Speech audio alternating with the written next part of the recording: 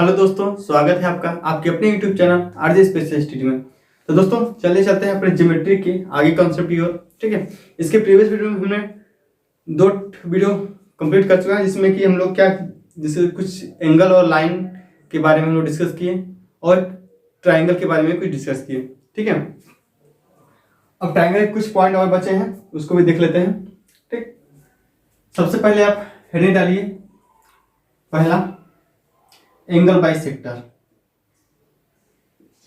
Angle by sector, इसको हिंदी में बोलते हैं कोण समद्विभाजक।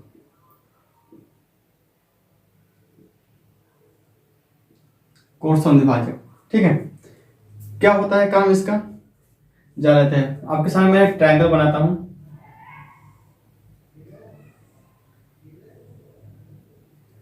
A B C.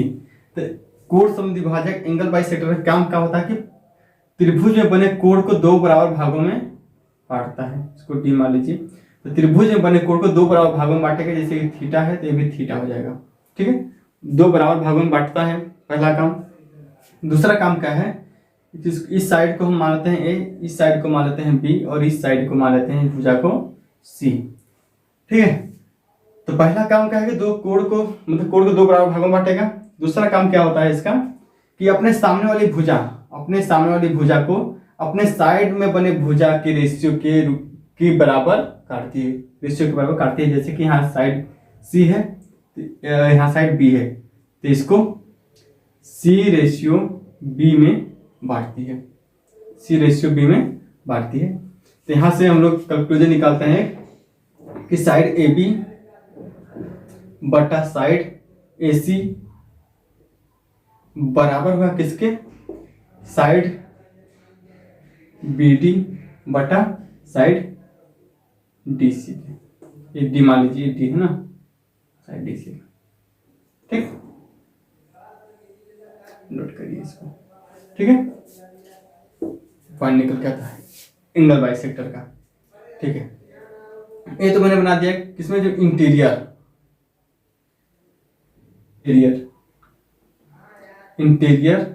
Angle by sector.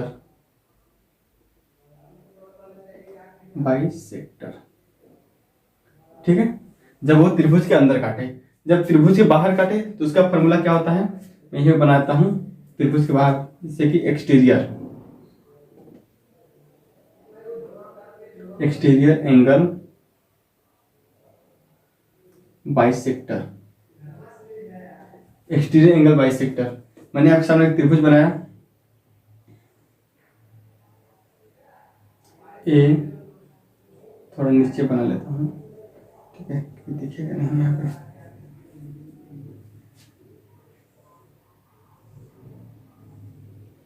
A B C, मैंने ए बी को आगे थोड़ा बढ़ाया, ठीक है, और बी सी को आगे डी तक बढ़ाया, इसको इधर।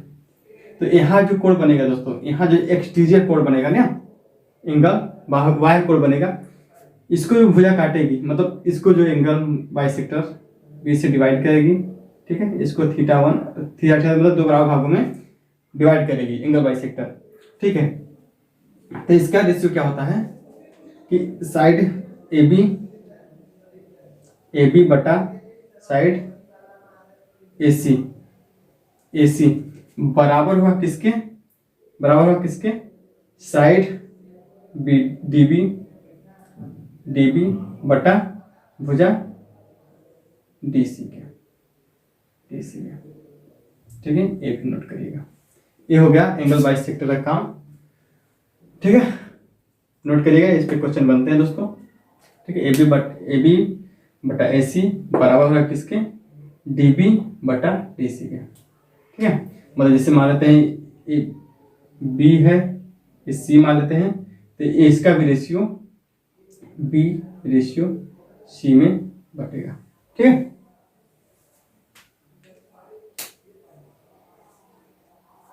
ये पूरा रहेगा, ये पूरा मतलब। ठीक, चलिए नोट करते हैं साथ में साथ, अगला पॉइंट देखते हैं। एंगल बाइसेक्टर का।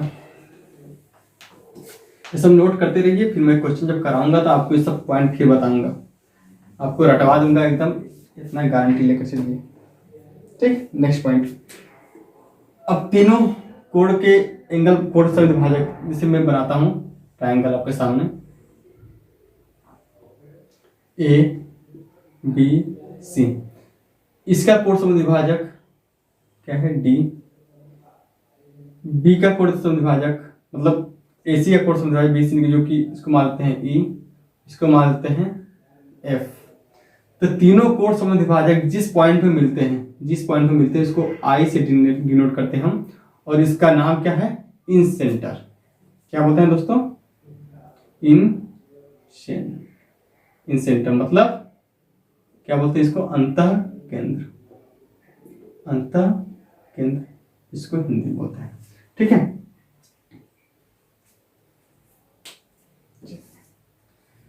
दूसरा अगला पॉइंट नोट करिए, इसी में ही एंगल बाइसेक्टर में ही साथ ही साथ बनाते चलिएगा भाई। जैसे कि आपके सामने मैं ट्रायंगल बनाया,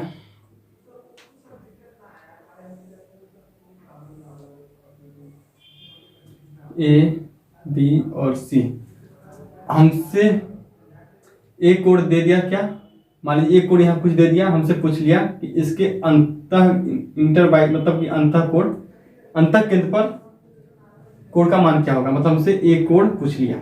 ठीक है, एक कोण पूछ लिया हमसे, हमको यहाँ दे दिया क्या, मान लीजिए थीटा हमको दे दिया, हमसे ए पूछ लिया। ठीक है, इस पे क्वेश्चन बनते हैं, हर साल एग्जाम में आते हैं क्वेश्चन।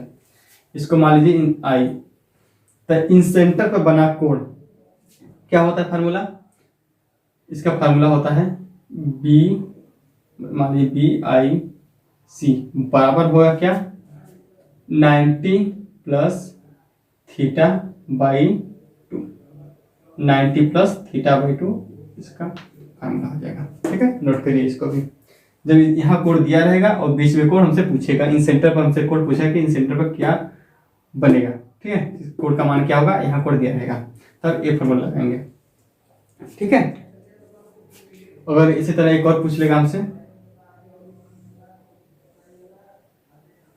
कि यहाँ तो दिया रहेगा, इन सेंटर पर कोण हमको दिया रहेगा। ठीक है, आई मान लेते हैं, यहाँ हमको कोण दिया रहेगा मान लीजिए थीटा, और यहाँ हमसे पूछ लेगा। ठीक है, यहाँ हमसे पूछ लेगा। ठीक है, इसका कोण हमसे पूछेगा कि इसका मान बताइए, अब बीच में दिया रहेगा। ठीक है, इन सेंटर पर कोण दिया रहेगा, हमसे यहाँ पूछ लेगा, तो इसका फार्मूला क्या होता है, तो थीटा बराबर, थीटा है ना, थीटा बराबर 90 प्लस ए बाई 2, सिंपल सी बात। ठीक है, ये दोनों को नोट करिए। ठीक है भाई, समझ में आ रहा है यार, समझ में आ रहा था, वीडियो प्लीज लाइक कमेंट करके हमें बता सकते हैं, और ज़्यादा से ज़्यादा इसको दोस्तों से शेयर करिए ताकि सबको समझ में आ जाए। ठीक है दोस्तों, ठीक है, और एक पॉइंट और नोट करिए जो बहुत ही इंपॉर्टेंट है, इतना इंपॉर्टेंट है कि अगर इसके बिना समझ लीजिए कि एग्जाम में क्वेश्चन आएंगे ही नहीं, और वो क्वेश्चन नहीं आया तो एग्जाम में का होना सफल नहीं है। ठीक है, आपके सामने में बना रहा हूँ ट्रायंगल, और आजकल फैशन में क्वेश्चन हर एक शिफ्ट में, मतलब शिफ्ट में क्या मतलब हर साल आपको देखने को मिल ही जाते हैं। ए बी सी, मैंने आप ए बी पे एक लंब खींचा, ठीक है, बी को के वर्टेक्स मानकर मैंने सी बी पे एक लंब खींचा, लंब डी मान लेते हैं इसको। ठीक है, एक लंब खींचा, और कोण समद्विभाजक मैंने खींचा बीसी पे ही, कोण समद्विभाजक मैंने खींचा बीसी पे ही। ठीक है, इसको मान लेते हैं ई। ठीक है भाई, कोण समद्विभाजक तो बराबर काटेगा, लेकिन हमसे पूछेगा क्या, इस कोण का मान बताइए। कोण हमको डी ए और ई, डी ए ई मतलब डी ए ई हमसे ए पूछ लेगा, किसका मान बताइए, तो कैसे निकालेंगे, कैसे निकालेंगे दोस्तों। इसका फार्मूला होता है सिंपल सा कि कोण बी और कोण सी, कोण बी और कोण सी का अंतर का आधा कर देंगे, इन दोनों कोण के अंतर का आधा, मतलब कोण बी माइनस कोण सी बटा 2। ठीक है, बहुत इंपॉर्टेंट है जब ये पूछे तो। ठीक है, बहुत इंपॉर्टेंट दोस्तों, हर साल एग्जाम में क्वेश्चन आते हैं इससे।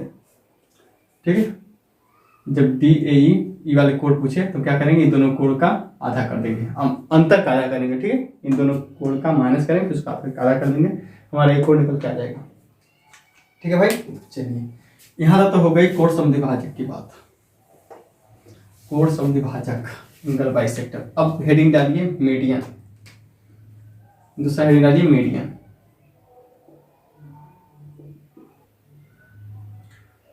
मतलब माध्यिका, क्या दोस्तों, माध्यिका बोलते हैं इसको, ठीक है। माध्यिका का काम क्या होता है, ठीक है। मैं आपके सामने ट्रायंगल बनाता हूँ, त्रिभुज ए बी सी, साथ में साथ बनाते रहिए आप लोग, ध्यान रखना, तो नोट्स नहीं बनाएंगे तो आप ही को प्रॉब्लम होगी। मान लेते हैं इसका कितना एरिया, 100 सेंटीमीटर, 100 सेंटीमीटर इसका एरिया है त्रिभुज का। तो माध्यिका का काम क्या होता है कि त्रिभुज में बने एरिया को दो बराबर भागों में बांटती है। त्रिभुज में बने एरिया को, त्रिभुज में बने एरिया को ए सी नाम लेते हैं, डी मान लेते हैं। तो त्रिभुज में बने एरिया को क्या करेगी, दो बराबर भागों में बांटती है। तो पूरा 100 है तो इसको 50-50 में, 50-50 में बांटती है, ठीक है। माध्यिका का काम, पहला काम है कि ये एरिया को दो बराबर भागों में बांटेगी।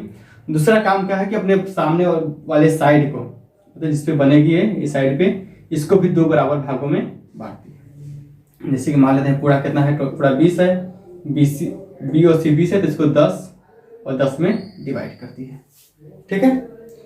इतना काम नोट करिए आप लोग। एरिया को बराबर भागों में बांटेगी और साइड को भी बराबर भागों में बांटती है जिस साइड पे बनती है। अगला पॉइंट लिखिए इसी में, त्रिभुज में जहां मीडियन मतलब जहां माध्यिका मिलती है उसको बोलते क्या है। जैसे मानते हैं ए, इसको बी और सी ट्रायंगल में बना दिया। अब तीनों माध्यिका जहां मिलती हैं, ये निकली ए से निकली माध्यिका कितनी, बीसी पे, डी मान लेते हैं इसको। ए माध्यिका है कितना, ए सी पे, इसको ई मान लेते हैं। ए माध्यिका क्या है, ए बी पे एफ मान लेते हैं, ठीक है। तो इस जो पॉइंट पे मिलती हैं इसको हम लोग जी से डिनोट करते हैं और इसको बोलते क्या है, सेंट्रॉइड। क्या बोलते हैं दोस्तों, सेंट्रॉइड मतलब केंद्रक। हिंदी में क्या बोलते हैं इसको, केंद्रक, ठीक है।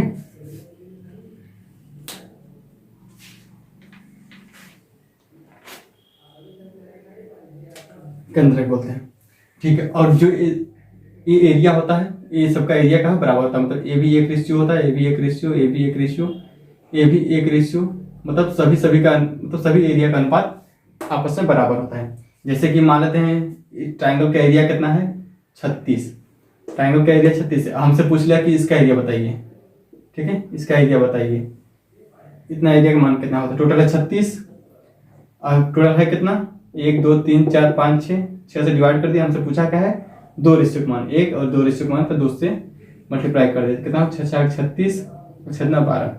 तो इसका मान कितना हमारा आ जाएगा, दोनों का मान, इन टोटल एरिया का मान हमारा आ जाएगा 12, जो हमसे पूछा है, ठीक है। आई होप कि समझ में आया होगा आप लोग को, यहाँ तक नोट करिए। हाँ, और एक पॉइंट और यही मैं बनाता हूँ, सेंट्रॉइड ए बी और सी, ठीक है। मिलते कहाँ हैं, तीनों मतलब तीनों माध्यिका जी पॉइंट पे मिलती हैं, ठीक है। तीनों माध्यिका जी पॉइंट पे, इसको मान लेते हैं डी ई और एफ। जहाँ जी पॉइंट में मिलती हैं तो एक माध्यिका जी पॉइंट को 2:1 में काटती हैं, 2:1 में काटेंगे। जिसके मान लीजिए यहाँ भी 2:1 में डिवाइड करती हैं, 2:1 में डिवाइड करती हैं, ठीक है। ये पॉइंट भी नोट करिएगा कि माध्यिका अपने बीच से बने, मतलब उस केंद्रक को, माध्यिका केंद्रक को 2:1 के रूप में डिवाइड करती है, ठीक है। 2:1 में डिवाइड करती हैं। आप बस नोट करते जाइए, और नहीं समझ में आए कोई बात, जब क्वेश्चन पे लगाएंगे तो ऑटोमेटिक आपको समझ में आने लगेगा, ठीक है। अभी आप केवल नोट्स बनाइए, इतना ही काफी है आप लोग के लिए, ठीक। आगे नोट करिए,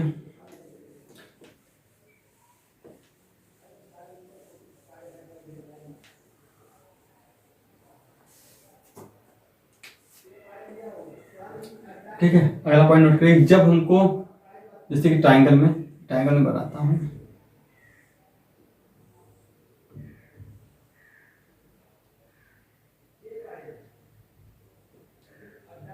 ए बी और सी, मैंने ट्राइंगल बना दिया। ठीक है, माध्यिका मैंने बना दिया ए डी बी ई और सी एफ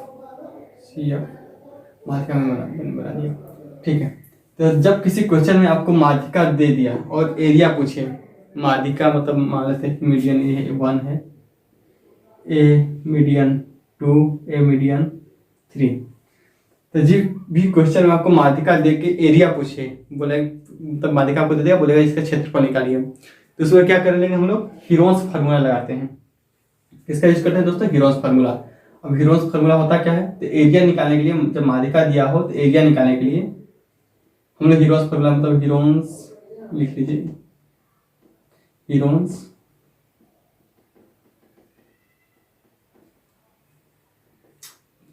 क्या होता है इसका फार्मूला, रूट के अंदर एस माइनस m1, दूसरे ब्रैकेट में s माइनस m2, तीसरे ब्रैकेट में s माइनस m3। ठीक है, s माइनस m3, ये होता है हीरोन्स का फार्मूला। s आए कैसे, s निकालने के लिए हम लोग क्या करते हैं, तीनों को ऐड कर लेंगे, मतलब m1 plus m2 plus m3 divide by 2। ठीक है, यहां से हम लोग s निकालते हैं।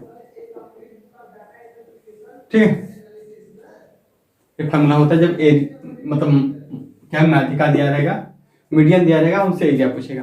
ठीक है दोस्तों, और एक पॉइंट और नोट करिए आप लोग साथ में साथ।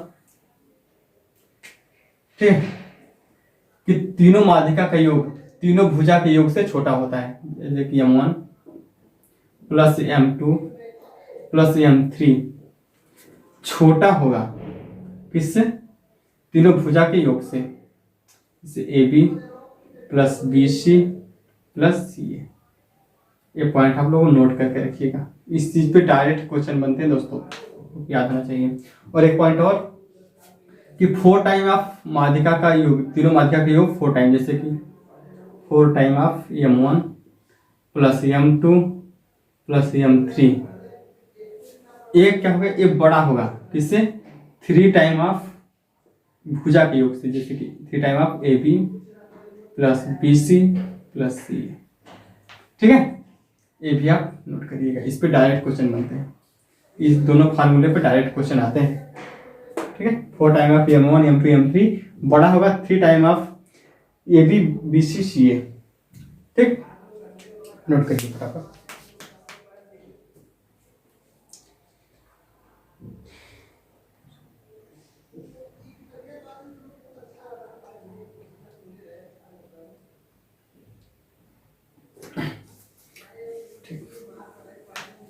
अब तीसरा पॉइंट लिखिए, हेडिंग डालिए आप लोग, Apollonius theorem. Apollonius theorem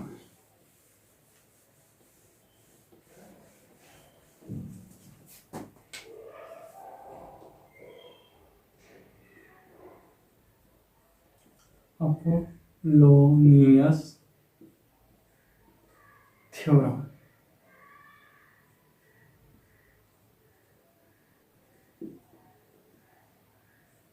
Apollonius theorem क्या होता है, एक मिनट में सबसे पहले आप इसके बारे में लिखिए। अपोलोनियस थ्योरम मैं बोल रहा हूँ, आप लिखिए। ठीक है, यू है, ठीक है। अपोलोनियस थ्योरम क्या होता है, मैं बोल रहा हूँ, आप लोग लिखिए, फिर मैं समझा दूंगा चित्र के माध्यम से। किसी भी त्रिभुज में किन्हीं दो भुजाओं के वर्गों का योग, किसी भी त्रिभुज की किन्हीं दो भुजाओं के वर्गों का योग तीसरी भुजा के आधे भाग के वर्ग के दोगुने के बराबर होता है। लिख लिया आप लोगों ने, किसी भी त्रिभुज की किन्हीं दो भुजाओं का योग, किन्हीं दो भुजाओं का योग तीसरी भुजा के आधे भाग के वर्ग के दोगुने के बराबर होता है। ठीक है, आप लोग लिख लीजिएगा। अब मैं आपको चित्र के माध्यम से बताता हूँ। मैंने आपके सामने ट्रायंगल बनाया, ए बी सी, मैंने मीडियन तीनों खींच दी, AD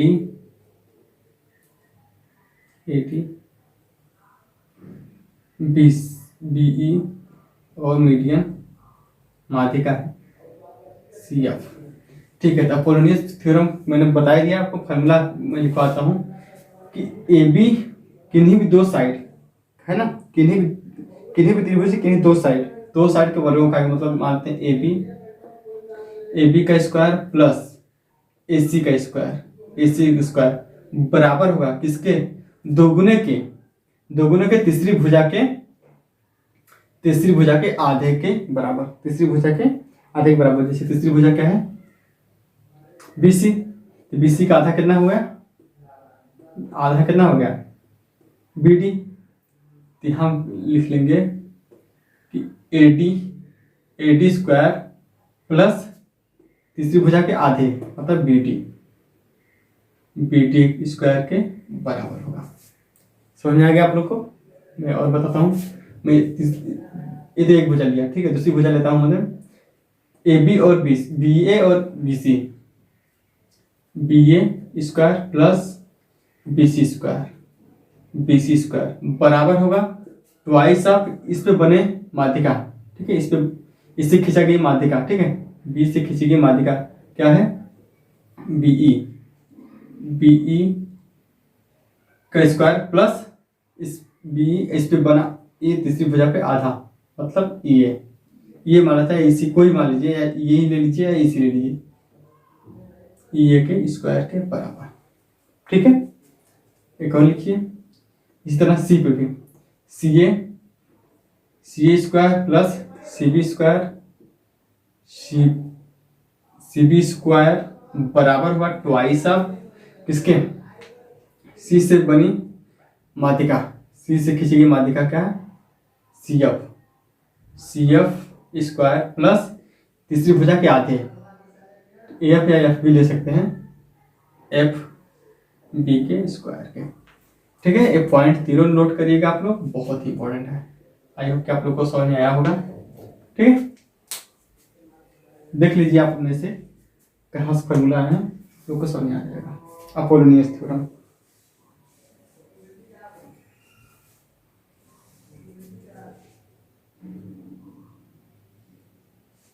ठीक है दोस्तों, चलिए अब आगे पॉइंट चलिए लिखते हैं। आगे पॉइंट देख लेते हैं क्या है। ठीक है, अब लिखिए जब ऊंचाई किसी भी त्रिभुज में, मतलब कितना भी त्रिभुज बने जिसमें ऊंचाई क्या हो कांस्टेंट हो, ऊंचाई हाइट क्या हो कांस्टेंट हो, मतलब ऊंचाई क्या हो निश्चित हो। ठीक है, जब ऊंचाई निश्चित हो तो क्या होता है कि हाइट जब सेम होता है तो एरिया का रेशियो बेस के मतलब उसके आधार के रेशियो के बराबर आता है। अब पहले बता रहा हूँ आपको, हाइट सेम हो, इसे मैंने आपके सामने ट्रायंगल बनाया। ठीक है, ABC मैंने एक इसको आगे बढ़ाकर एक और ट्रायंगल बना लिया। ठीक है, ठीक है, मैं इसको आगे बढ़ा के एक और ट्रायंगल बना लिया। कितना भी ट्रायंगल बना लिए, कितना भी ट्रायंगल बने, ठीक है, E तक। ठीक, एक और ट्रायंगल, लेकिन जिसका हाइट, इसका हाइट क्या हो, सबका हाइट सेम हो, ऊंचाई क्या हो, सब में ऊंचाई जिसका सेम हो। ठीक है, बेस मान लेते हैं इसका 3, इसका 4, इसका 5, ये आधार हो गया। ठीक है, तो हमारा मेथड क्या कहता है, कंसेप्ट क्या कहता है कि अगर ऊंचाई कांस्टेंट हो, अगर ऊंचाई क्या हो निश्चित हो, बराबर हो सबका, ठीक है, तो एरिया का जो रेशियो होगा, जो एरिया का हमारा रेशियो होगा बेस के रेशियो के बराबर होगा। ठीक है, मैं एरिया मान लेता हूँ, इसका एरिया क्या है x है, इसका एरिया मानता हूँ y, इसका एरिया है z है। तो पहले तो सबसे पहले देखिए एरिया निकालने का फार्मूला क्या होता है। एरिया निकालने का फार्मूला क्या है त्रिभुज में, half into base into height, half into base into height होता है। ठीक है, एरिया निकालने का फार्मूला। ठीक है, मैं एरिया मान लेता हूँ, एक एरिया है x, दूसरा है क्या y, तीसरी एरिया क्या है z। ठीक है, फार्मूला क्या होता है, फार्मूला लगाइए हाफ हाफ बेस कितना है 3 इंटू हाइट h, क्योंकि हाइट सब में कांस्टेंट है। हाफ इंटू बेस कितना है 4, हाइट क्या है h। इसमें और लगाई हाफ इंटू बेस कितना है 5 इंटू हाइट।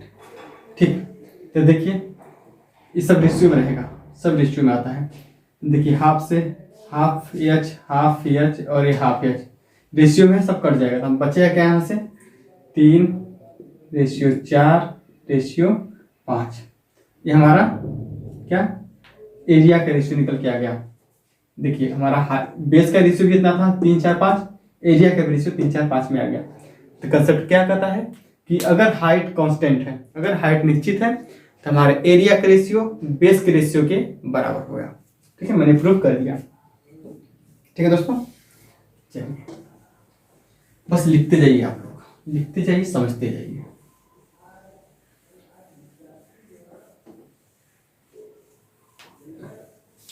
ठीक, अब लिखिए जब अगर बेस कांस्टेंट मतलब कांस्टेंट है, क्या बेस कांस्टेंट हो मतलब आधार निश्चित हो, क्या हो निश्चित हो। ठीक है, आधार निश्चित हो तब क्या होता है, मान लीजिए एक मैंने बेस बना दिया। ठीक, यहाँ से यहाँ तक मैंने बेस बना दिया, इसी में मैंने एक ट्रायंगल बनाया। बहुत ट्रायंगल बना सकते हैं, एक ही नहीं, मैं तो एक बना दिया, फिर एक और बना देता हूँ, एक और ट्रायंगल बना दिया, एक ट्रायंगल और बना देता हूँ।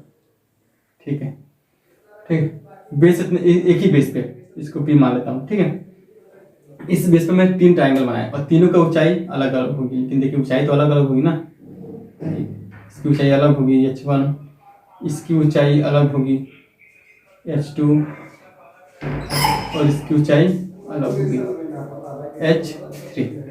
सबकी ऊंचाई अलग अलग है, लेकिन बेस क्या है, बेस सेम है।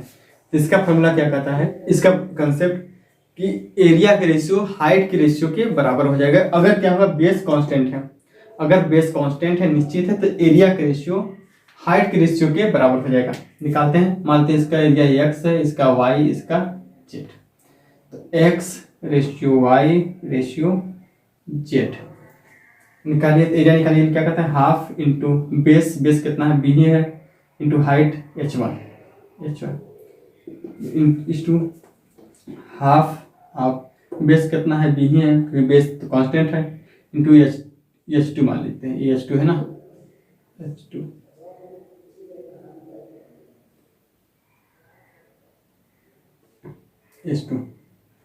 और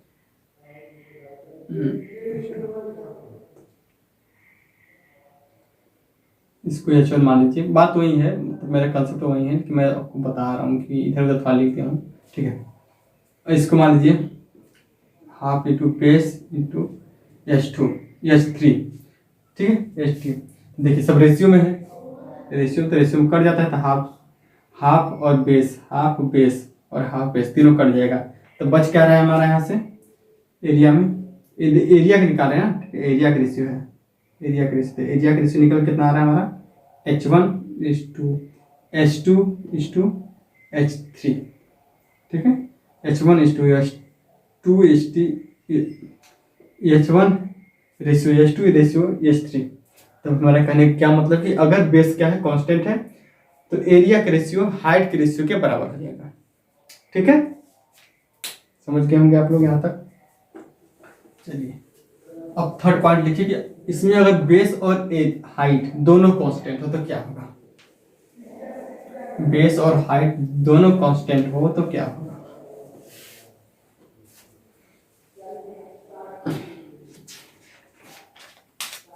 बेस और height, base plus height, height दोनों क्या हो कांस्टेंट हो, दोनों कांस्टेंट हो। ठीक, तो मैंने हाइट को सेम रखने के मैंने एक पैरेलल लाइन खींचा, दो लाइन मैंने समानांतर खींचे। तो समानांतर में क्या होता है कि भाई ऊंचाई तो सेम ही रहती है, समानांतर में क्या होता है ऊंचाई तो सेम ही रहेगी ना। ठीक, और मैंने बेस मान लिया, यहाँ से यहाँ तक मैंने बेस मान लिया। इस पे मैंने एक त्रिभुज बना दिया ABC।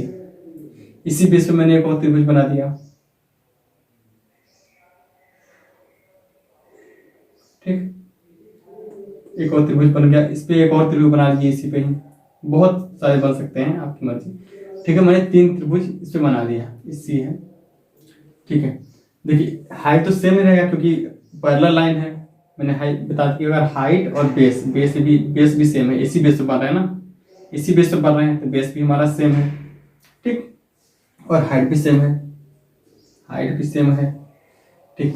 तो इसका क्या होता है, ठीक है, तो इसका रेशियो जब बेस और हाइट दोनों बराबर हो तो एरिया क्या होता है, एरिया आपस में बराबर हो जाते हैं, ठीक है। मैं से मानता हूँ इसका x, ये y और ये z, ठीक है। तो x ratio y ratio z अगर निकालेंगे तो क्या हो जाएगा, half into base into height, half into base into height, और half into base into height. तो देखिए रेशियो में है, सब कट कटा जाता है, ये भी कट जाएगा, ये भी कट जाएगा, ये भी कट जाएगा, बचे कितना 1:1:1, ठीक है, 1:1:1, ठीक है। तो हमारे कहने का मतलब ये है कि अगर बेस और हाइट दोनों बराबर हैं, दोनों कांस्टेंट हैं, बेस और हाइट दोनों कांस्टेंट है, निश्चित है, तो एरिया का रेशियो भी अपने आप में बराबर रहता है। मतलब इस एरिया का मान भी 1 होगा, इस एरिया का मान भी 1 होगा, और इस एरिया का मान भी 1 होगा, ठीक है। आई होप कि आप लोग समझ में पा होंगे, ठीक है, समझ पाएंगे आप लोग यहाँ तक, ठीक है। तो नोट कर लीजिए, ठीक है। तो अब आगे कॉन्सेप्ट अगले वीडियो में देखेंगे, ठीक है, ताकि वीडियो ज़्यादा लंबा ना हो, ठीक। तो आप लोग पढ़ाई करते रहिए, और अच्छा लगे तो भाई लाइक कमेंट कर दीजिएगा, और दोस्तों से इसको शेयर कर दीजिएगा, और समझने में और या मुझे समझाने में कोई प्रॉब्लम है तो मुझे कमेंट करके बता सकते हैं, ठीक है दोस्तों। चलिए मिलते हैं अगले वीडियो में इसके कुछ नेक्स्ट कॉन्सेप्ट की ओर, ठीक। तब तक आप पढ़ाई करते रहिए, बाय, टेक केयर।